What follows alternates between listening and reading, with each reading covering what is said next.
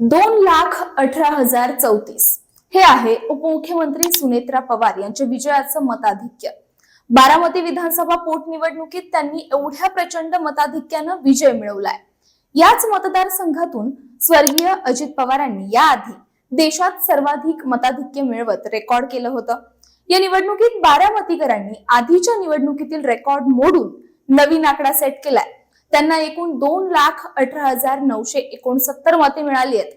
या निवडणुकीत दुसऱ्या क्रमांकाची मतं न्यू राष्ट्रीय समाज पक्षाचे उमेदवार प्राध्यापक घुटुकडे सर यांना पडलेत। त्यांना एकूण 935 मतं मिळालीत। तिसऱ्या क्रमांकाची मतं नोटाला मिळाली असून ती संख्या 774 इतकी आहे। या ठिकाणी एकूण 24 फेऱ्या होता।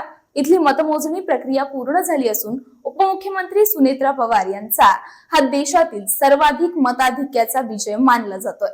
या निवडणुकीत सुनेत्रा पवारांच्या विरोधात असलेल्या एकाही उमेदवाराला हजाराचा आकडा देखील पार करता आला नाही।